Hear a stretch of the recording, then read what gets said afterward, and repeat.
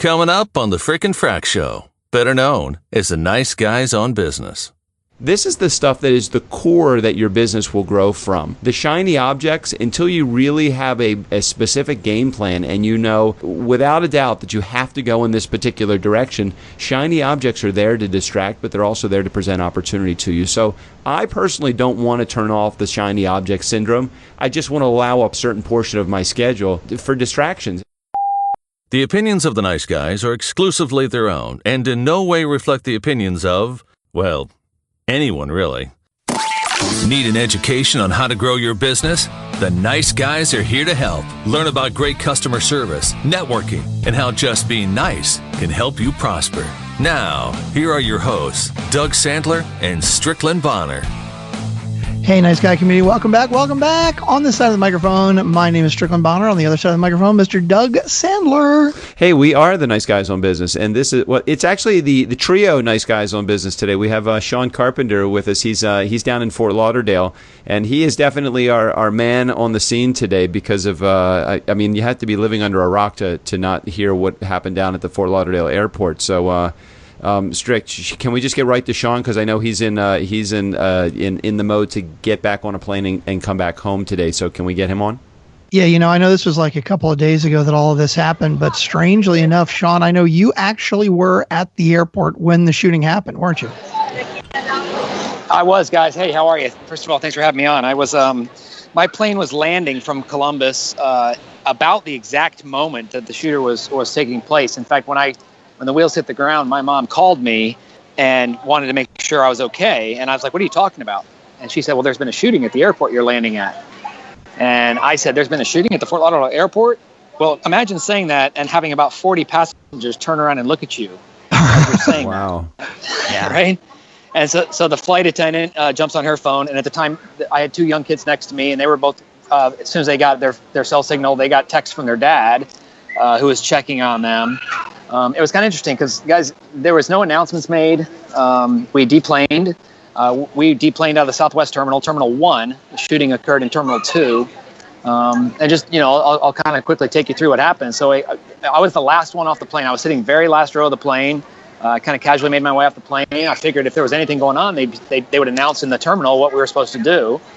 But it sounds to me, based on newscasts, is that he came in, he got his bag off the carousel, took it into the bathroom, and then came out with a weapon ready to shoot.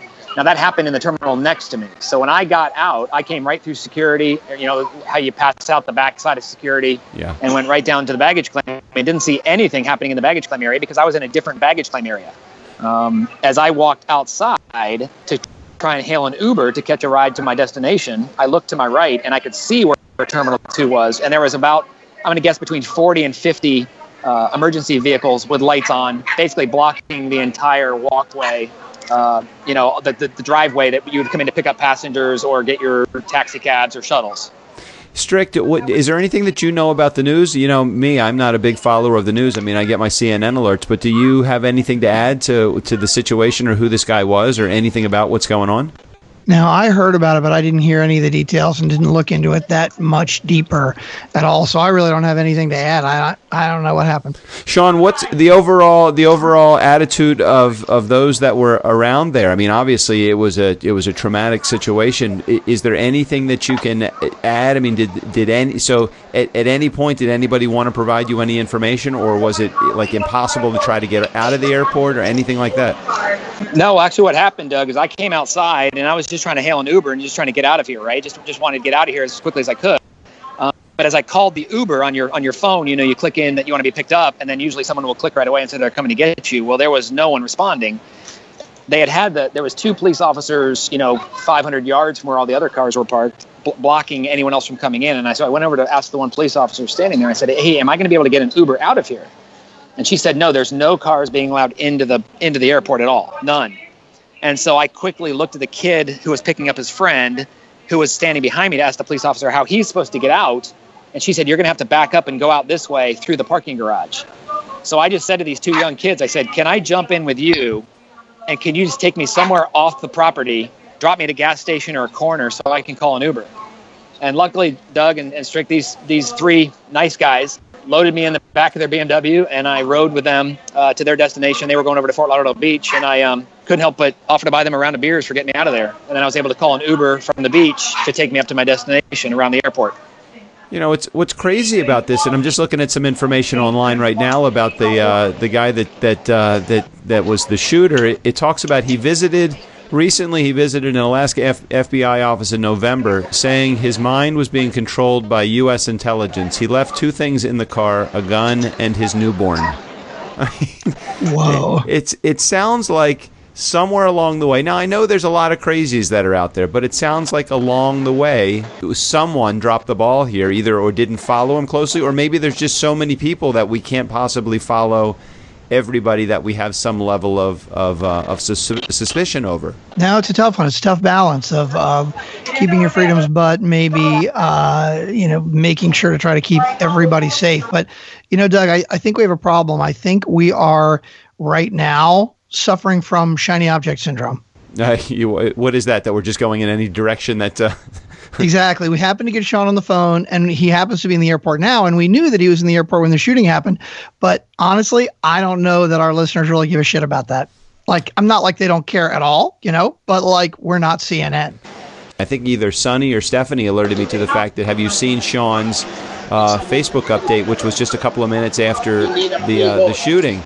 So what's so amazing is that you were there and you had this information, and how quickly you were able to connect with everybody that is your loved one. You get on Facebook and you say, and actually Facebook has these updates now that say, are you, such and such a person is here, but he's safe, or such and such a person is here and we have not heard from him. So, we appreciate you checking in and talking to us about the whole scene, Sean. Yeah, thanks, guys. Sorry I'm having such a bad connection here, but there's just, this airport, as you can imagine, is chaos because there are so many flights canceled on Friday that everything is obviously just overbooked. And everyone's trying to get out of here, from the cruise ships to the weekend ending. But I appreciate your guys' thoughts, and I appreciate all the friends and family on Facebook and all through social networks checking in with me.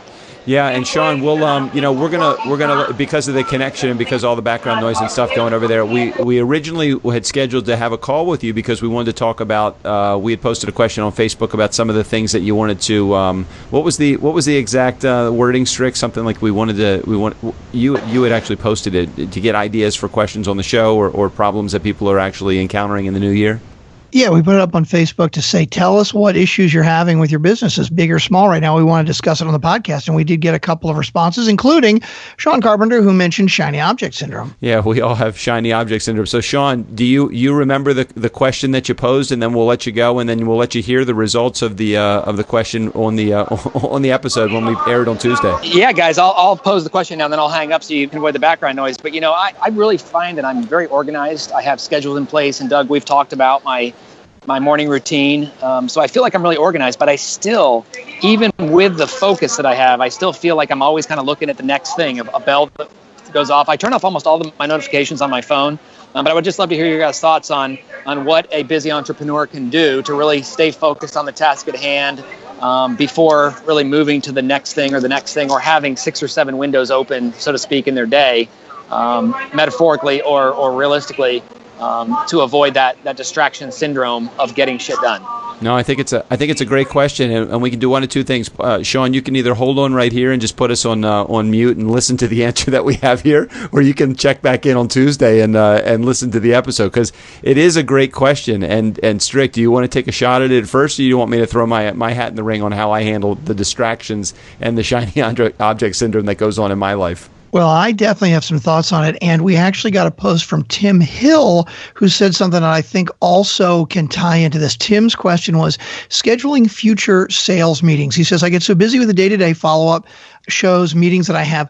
Then I run into weeks that I have no meetings scheduled. I outlook my coverage. So I think what Tim's basically saying is that he gets busy, doing all things that need to be done. But then sometimes he'll think about meetings that need to be scheduled, but he doesn't do it evenly enough or regularly enough or often enough that every week is busy. He'll run into weeks that are totally dead because he's gotten distracted by other things.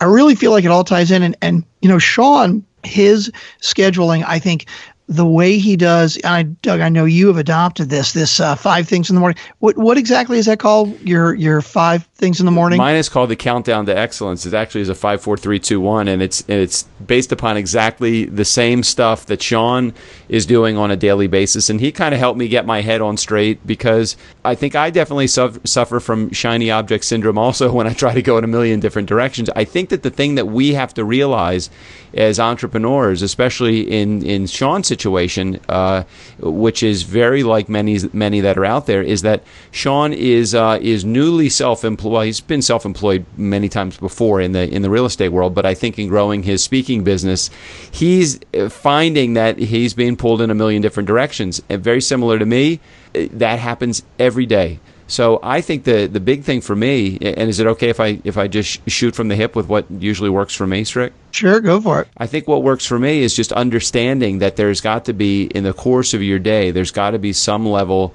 of business development. That would be your sales calls. There's got to be some level of operations, which could be things like accounting and bookkeeping and anything that's up to date. There's got to be some level of follow-up, so customer service has got to be in there too. I feel like if you hit on all of those things in the day, or a portion of those things several times throughout the course of your week, that I don't think that you should get down on yourself for the idea that you're being pulled in a million different directions. You can't stop the behaviors of other people that are out there. People are going to distract you. That's just what they do. I'm looking at my email right now, and I see like 7 or 8 different areas where people are trying to get me to go into different directions. Now, sometimes some of those things that people are going to ask you are going to make sense. You know, there could be a project that's going to be worth working on, and something that may not mean today that it's going to be worth business to let's say Sean for his professional speaking business, but there could be an opportunity to do a project with somebody that may evolve and open up into some bigger plans as well. So you can't ignore those things. You know, the shiny objects, I think that you have to give a portion of your schedule to shiny objects.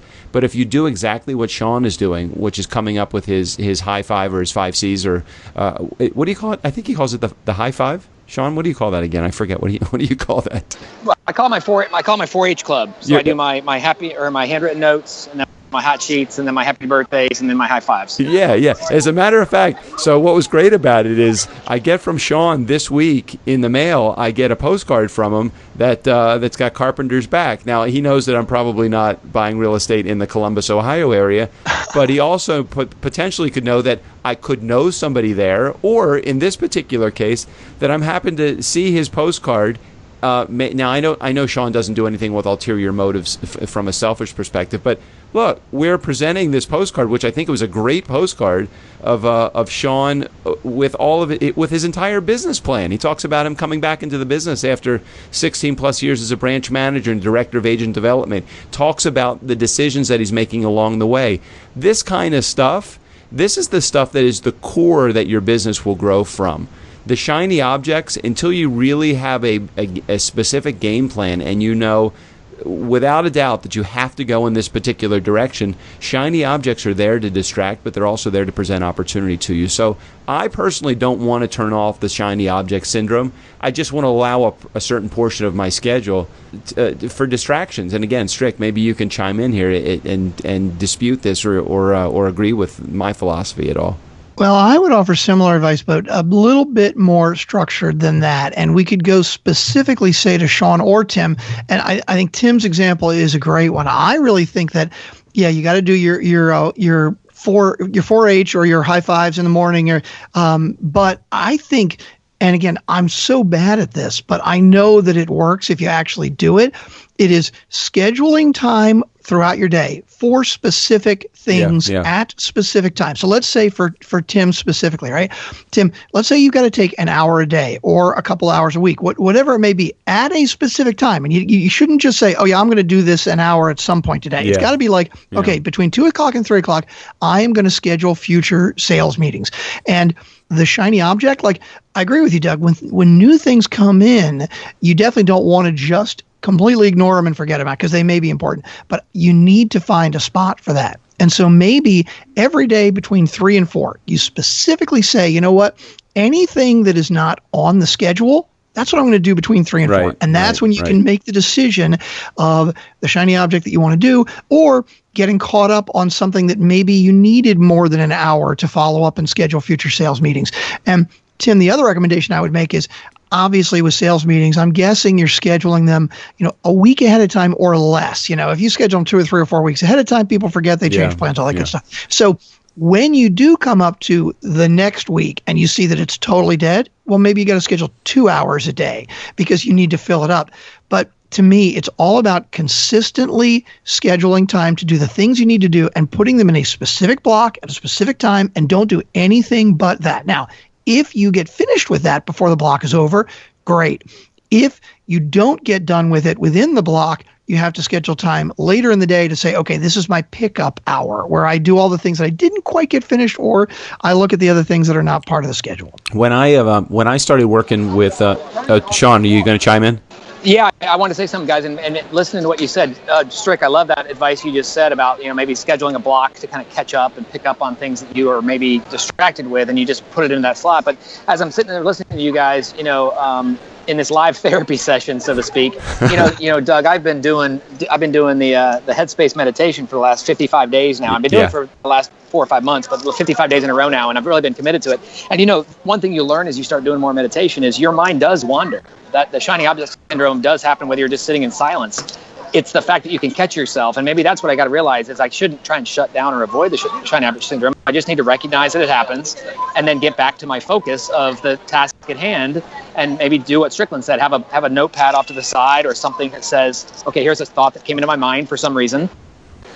Maybe I need to chase it down. Maybe I need to shut it down later, but I don't need to do it now. Let's get back to the task at hand: the PowerPoint, the phone calls, the handwritten notes, whatever it is I'm doing. So I really appreciate you guys kind of talking it out for me to maybe realize that I don't need to punish myself for having shiny object syndrome. I need to embrace it, and just learn to maybe quiet it a little bit, like you do with meditation. Let me add to that also, and I am 100% believer in the meditation thing. As you know, I'm using 10% Happier, and I think Sean, as he just said, is using Headspace.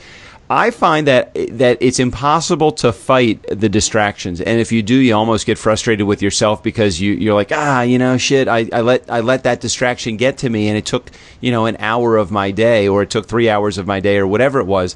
I really do think, I feel like it is the curse of the entrepreneur that allows us to believe that shiny objects may be bad, but shiny objects actually are really good. There are tools that we can use, like the meditation apps, to get our mind at least in a spot where we realize that we do get pulled in a million different directions. But there are also technology tools I just started using as a result of a relationship that I have with C-Suite and Jeffrey Hazlett.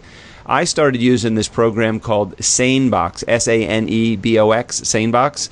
And what's so great about SaneBox, it allows me to you follow up with emails. I know that you don't necessarily do business development as a part of your regular job, Strick, but that's a part of my everyday routine, and all the emails that I send out as sales calls that don't get followed up because most people don't want to follow up if they feel like they're being sold anything, especially if they have no interest. But I have the SaneBox, and I actually send part of the technology allows you to send out an email, and you don't have to worry about updating a million different databases or even a customer relationship management program. It automatically sends you an email. Let's say 2 weeks later, or however you set it up, it will send you an email back saying, hey, you may want to follow up with this guy. So it's almost like a customer relationship management program, but in much more simplistic terms. So things like that, like SaneBox, like any number of different tools. Diddy Parrot is another one that helps you with repetitious tasks that you're doing on your computer. There are so many different tools that you can use to help offset what you think is shiny object syndrome and to keep you on track. No, I love it. That sounds great. I mean, that is really what it's all about, is just putting it into its own box and making sure you stay focused as much as you can. We had another one from Dan Rice, who is the guy who manages our Facebook page, and he does an amazing job. And his question was, he has a problem with charging what he is worth. He says, all too often I'll settle for an exchange of services, and I have to say that a lot of the time means I do my services and they don't. Yeah, that's a really challenging one, Dan, because I think that a lot of times what people are very they want to be helpful. And so what I'm reading into this to say is that when you're new in business, or not even when you're new in business, but when you and somebody else have a couple of different things that you have in common, and you both need each other's services, and then instead of exchanging money, you would actually just barter. So Dan does for the Nice Guy community because Doug did for Dan some coaching and helping him get his business off the ground and get started. So he may, in one case, let's say Dan does his community management services for somebody who doesn't then in turn follow through or do anything for him. And that's got to be, are you reading that is how the question's being asked? Yeah, absolutely. It totally is. And I think when it comes to a barter deal like that, the first thing you got to think about is, okay, forget what it's actually costing you. You got to compare what you charge the general public for your services versus what the other person charges the general public for their services. But yeah, Dan, if you're running into situations where you actually hold up your end of the deal and then they don't, yeah, that's a tough one there. That's bad. Yeah, well, I think the first thing that you need to do is check out the legitimacy of the person that you're working with. I'm assuming, again, that you're building a relationship with somebody, and it's not a one-off meeting, and this person is saying, "Hey, we'd love to have you, build our community and help us, and in exchange for that, we do internet marketing, so we want to help you with internet marketing or whatever, or social media marketing, whatever it is." What I would probably do is Dan, check it out. I mean, just like anybody else that you're potentially going to hire, check out their services. Look and see if they're legitimately in the business that they say that they're in. One thing that Jeffrey has taught me, again, I keep coming back to C-Suite because it is really a major step for me in trying to reintroduce myself into the corporate market with his C-Suite network. But he really has some deep roots in understanding how operations work. And, he basically said to me one time when I introduced him to somebody, and he said, "Hey, no offense, but you introduced me to somebody that really is not, I appreciate the introduction, but they're not a legit business." And I said, "Well, what do you mean they're not a legit business?" He said, just look through some of the presence that they have online.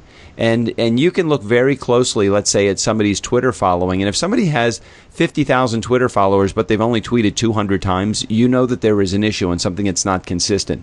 If somebody says they have a legit business, but they don't have a Facebook or a LinkedIn account that has any kind of substance to it, again, they're probably not a legit business. If their website is haphazard and thrown together in not really organized fashion, or if they don't have any clients, or if they don't, these are the kind of things that are just red flags that might go up. So I would say first do a little investigation to make sure that the company that you want to work with is legit. Again, Strick, help me out if you feel I'm offline here.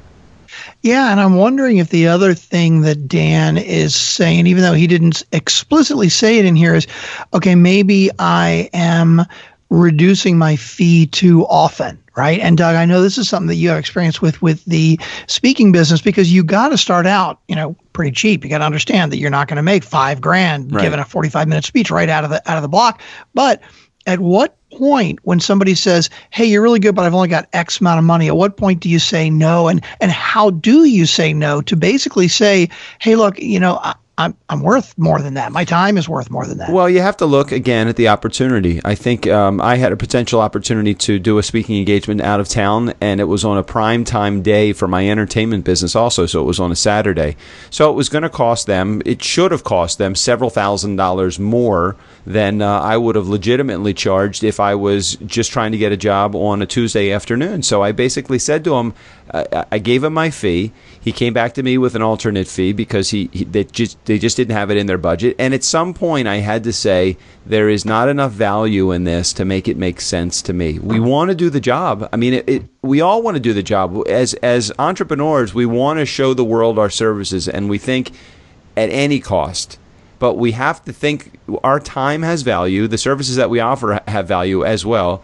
And you have to kind of hold your ground to a certain degree. If you don't, you're going to find that you're going to be running around your entire career undervaluing what you do, and that's never a good spot to be. Well, and it's also about devaluing yourself. If you have a price tag of X and you always go out at 30% of X or 40% of X, you are devaluing yourself. One of the things that Rob Jollis talked about in our mastermind, which I found really interesting, was he basically said, "Hey, I don't budge from my asking price at all, unless there's a reason. And so there are times where you need to encourage your customer to give you a reason. So let's say your asking price is $5,000 and the customer falls out of their seat and they're like, oh my God, there's no way I can afford that. Well, then you got to start thinking, okay, well, what could I get in return that it doesn't necessarily have to equal whatever I would discount my price in, but it has to have some kind of a value so I don't look like I'm the guy that is just like, oh yeah, this isn't a real price because I never get this price.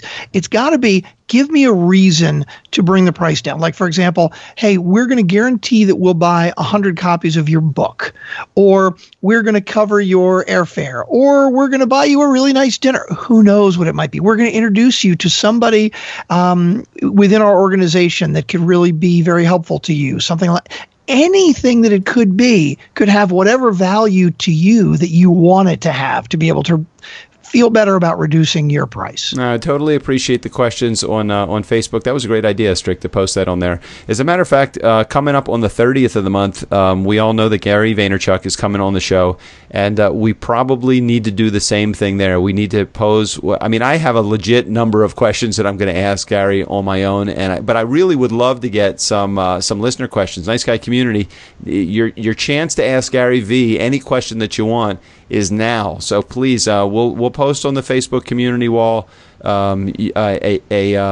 post about Ask Gary V your question. But if you guys have any questions at all that you want us to ask him, please just post it either there or on my Twitter page, which is at DJ Doug as well. So do that. Let me see, who do we have coming up on the show this week? Don't we have Deb Gabor? We have Deb Gabor. Now, yesterday was Ken Rochon. Yeah, Ken's a good guy. Umbrella Syndicate, really good guy. Hope you enjoyed that interview. Tomorrow is Julie Riesler. Julie Riesler, she wrote the, oh crap, what's the name of her book? It's just coming out. It's Get a PhD in You, and it's actually coming out on the 17th. Yeah, that, and Julie's book, she totally understands and gets the whole thing about making sure that you are living a life to your full potential. Her book is coming out. What is the name of it again? It's called Get a PhD in You. And it's coming out on the 17th of January. So that's just a couple weeks away. That's just like a week away. It is a week away. So it's amazing. I'm sure you scheduled the interview to be published in alignment with it's Wednesday. I think it's on Wednesday. Right? No, it's Wednesday, tomorrow. Well, the 11th is when the podcast is coming out, and the 17th is when the book comes out. So Julie's interview is coming out on the 11th, and then I think that is tomorrow. That's Wednesday, tomorrow, correct? Yes. Okay. And then Deb Gabor, and Deb is she's the author of a book, Branding is Sex, Get Your Customers Laid and Sell the Hell Out of Anything. Totally a fun interview. She considers herself a brand dominatrix, so you want to listen up for that interview coming up on Friday as well. And then, of course, we got Gary V coming up on the 30th is when we're doing the interview. I think, Strick, I'm going to post it so that we can maybe even get his episode out the next day or the day after that. We could work on that. We could certainly try that. Good. So, do you have any final words before we head out of here? No, we're like 30 minutes in. I think we ought to cut it off here and move on to the next. All right, Nice Guy community. Never underestimate we didn't do the promise statement or anything today, did we? No, we didn't do much of anything. No. Jeez. Hey, this was actually almost a legit show. Hey, Thursday, we promise you. Tune back in again. We will have nothing but shenanigans and horseshit for you. Nice Guy community. Never underestimate the power of nice. All right, Steve O'Brien, go ahead and take us out of here. For the Nice Guys on Business, I'm Steve O'Brien. Fill up your week with the Nice Guys. Side effects may include tingling, numbness, urinary incontinence, the need to watch the Kardashians. If you have an erection for more than 3 hours, call your friends to brag. The Nice Guys on Business is not for everyone. Consult your physician before usage.